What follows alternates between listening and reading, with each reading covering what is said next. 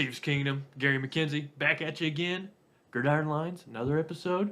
And I'm going to cover a little bit of everything. Today's video might be a little shorter than usual, but I want to start talking about this tweet I saw, which mentioned that the Chiefs are the first team to be top 5 in all 3 phases as of week 7 since the 1999 Greatest Show on Turf St. Louis Rams. The Chiefs are currently number 4 on offense, number 5 on defense, number 2 on special teams. And the other teams who have done this in the last 20 years are the 1984 Redskins, the 85 Bears, the 1990 Giants, the 91 Redskins, and the 1996 Packers. Of those 5 teams, actually 6 teams, including the Rams, 5 of them won the Super Bowl. So the Chiefs are sitting in rare company with this group, and I think that there's just great things to come for this Chiefs team. And I've been saying, if you're a betting person, it might not be a bad idea to put a little money on the Chiefs to win the Super Bowl this season, because I think that's where things are trending. We mentioned a while ago that, I think it was in last week's video, we talked about how the Chiefs' defense has compared in the past during the Mahomes era, and this is by far the best defense that the Chiefs have had in the Patrick Mahomes era, and they're currently giving up 15 points per game, which is second best in the NFL. Now, I frustrated some people because they said, well, sure, the defense is playing great, but this team isn't as good as those prior teams. So I went and I looked up the point differential, and I compared the point differential for all the Chiefs teams in their first 7 games in the Mahomes era, and I got the following. In 2018, they averaged a point differential of 11.1 points per game. 2019, 7.4 points per game. 2020, 10.7 points per game. 2021, they had a rough start to that year, if you remember, negative 2.1 points per game, so they're actually under on the point differential. Then in 2022, they had 7.3 points per game, and in 2023, they're up to 10.4 points per game point differential. So I wanted to compare the Chiefs' point differential versus those offensive juggernauts in the past, and it compares favorably with some of their best offenses in 2018 and 2020.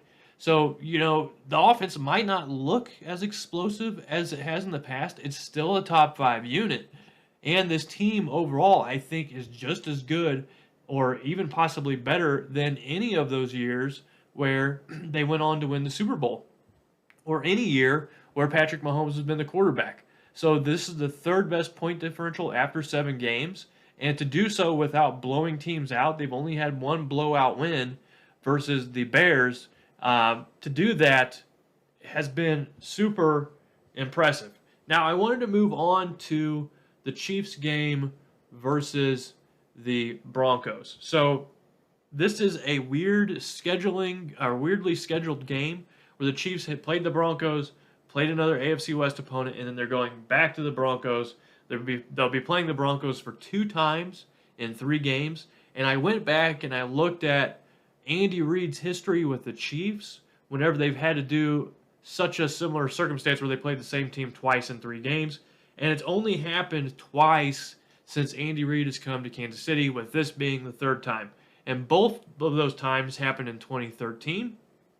And in 2013, they lost to the Broncos twice. So they played the Broncos in 2 games out of 3 weeks.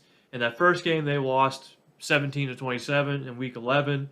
And then in week 13, they lost 28-35. And if you remember, the Broncos at that time had Peyton Manning. They had the unstoppable offense. That was a really good Broncos team that they played. And then the other time in 2013, in week 16, they played the Indianapolis Colts. They lost 7-23.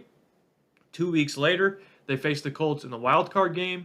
And I don't think I have to remind any of you how that game went. It was one of the most embarrassing losses in the Andy Reid era. They gave up a 28-point lead, ended up losing that wild card game to the Colts by a score of 44-45. So that was pretty rough. But there's another stat that obviously all of us know about the Chiefs and the Broncos, and that is that the Chiefs have won 16 of their last games versus the Broncos, and they're working on number 17 this Sunday in Denver. If you want to know how that stacks up versus other streaks, win streaks versus a single opponent in NFL history, the longest win streak for any franchise versus another franchise is the Miami Dolphins versus the Buffalo Bills, going from 1970 to 1980. They won 20 games in a row versus Buffalo. Then you have Washington versus Detroit, 1968 to 1997. They won 18 games in a row. Next, you have San Francisco, the third longest streak, versus the Rams when they were both in St. Louis and Los Angeles from 1990 to 1999. They won 17 games in a row. And then you have the Chiefs versus the Broncos from 2015 to present, and they have won 16 games in a row. They're working on getting to number 17 to have the third longest win streak versus a single opponent. And if you remember when this win streak started, so going back to their last loss versus the Broncos, that was the game where the Chiefs had the game tied. It was late. They were trying to run the ball just to run the clock out and then take it to overtime. And Jamal Charles fumbled the ball with barely any time left. The Broncos scooped it and scored a touchdown. And at that point in time in the season, the Chiefs were really trying to make a push to say, hey, we are legitimate with Alex Smith. We are a playoff contender. And that game really sucked the life out of the stadium. And it was a hard loss. But sometimes in life, right after something bad happens, you can turn it into something great. So the Chiefs did just that. They took that terrible game versus the Broncos, and since then they've sprungboarded into a 16-game win streak, with that first win being one of my favorite all-time Chiefs games ever. It was the bench Peyton Manning game. Peyton Manning played so badly in that game versus the Chiefs in their first of their 16-game win streak, they had to bench him, I think, in the third quarter. He played terribly, and at one point in time, he had more interceptions than completions. And after that, the Chiefs played another game versus the Broncos that was really tight, and it was the closest matchup between these two during this 16-game win streak. And in that game, they won by 3 points, and it went to overtime, and the Broncos got the ball in overtime first. They had a short drive, and then they decided to kick a field goal with Brandon McManus that was 62 yards. He missed the field goal, and then the Chiefs had great field position, moved the ball down the field a little bit, and Cairo Santos ended up hitting a game-winning 34-yard field goal. After the game, the Broncos coach, I think it was Kubiak at the time, had to answer a lot of questions about why he chose to kick that field goal there, and it was kind of a decision that cost the Broncos the game. Also in that game, Trevor Siemian went off on the Chiefs defense for 368 yards, 3 touchdowns, and 0 interceptions. It's crazy about how much the NFL has changed since the Chiefs started that win streak. Just life in general has changed. So it's been about 8 years since the Broncos last beat the Chiefs. And the average margin of victory for the Chiefs in these games versus the Broncos is 9.9 points. And when they've been in Denver, they've actually done better. Their average margin of victory is 10.9 points. So going into this game on Sunday, Vegas has the Chiefs as a 7-point favorite versus the Broncos. And this year, the Chiefs are actually doing quite well against the spread compared to years past where they've seemingly struggled. I am currently 7-12. Actually, I'm 9-14 in Chiefs picks this year on these videos.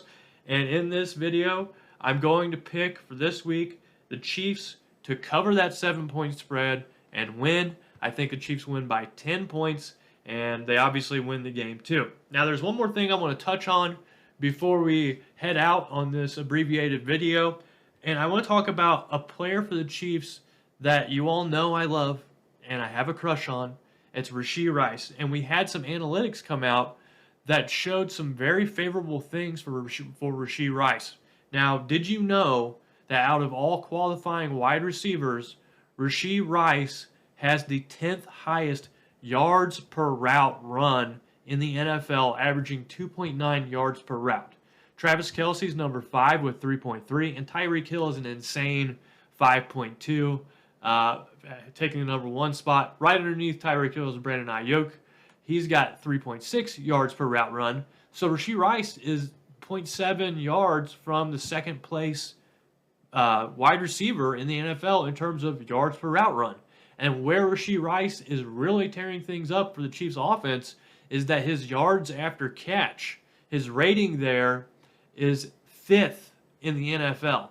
Now, they also had a metric where they checked the overall for these players, and Rashee Rice finished 27th overall.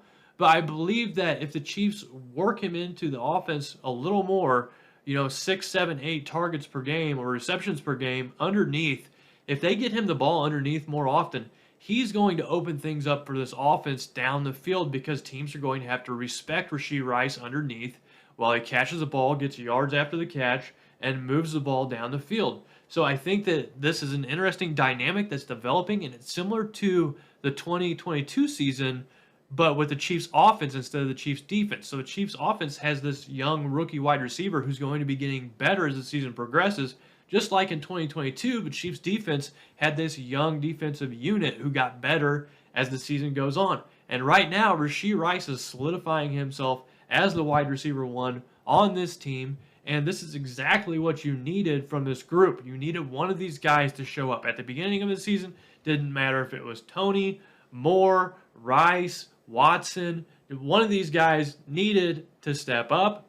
And so far, that player has been Rashee Rice. And I look for the Chiefs to continue to involve him more in the offense. He currently has 3 receiving touchdowns. And Coach Reid has mentioned several times that Rashee Rice, one of his best abilities is his spatial awareness. That's why he's been so good in the red zone. Things get tighter down there, and you need to be able to find a way to settle in gaps and exploit those areas that the defense has left open. And I think Travis Kelce obviously is the best on the Chiefs offense at doing this. But Rashee Rice, in my opinion, is the second best at doing this. And so I only think things will continue to get better.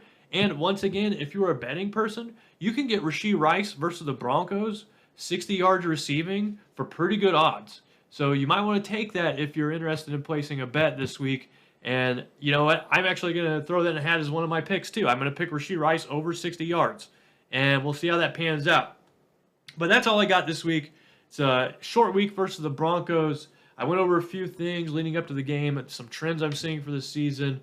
Let me know what you think in the comments. Do you think the Chiefs cover the spread in this game? Do you think Rashee Rice hits that over 60-yard mark? What do you think about the stretch for the Chiefs? Are you a little bit worried about the streak ending just because it's been so long since they've lost, or you think this game's totally in the bag? Let me know down in the comments, and as always, make sure you hit that subscribe button. I told you last week we're doing everything we can to get to 30,000 subscribers, clawing, biting, scratching, biting kneecaps, doing whatever we can. We're trying to get to 30,000, and we need your help. So everyone who subscribed, I just want to say thank you. And if you hit the like button, I appreciate that also. Once again, this is Gary signing out. RGR Football, Gridiron Lines. Let's go for another great Chiefs victory. Hope you guys had a wonderful Thursday. Thanks for watching this video from the team at RGR Football.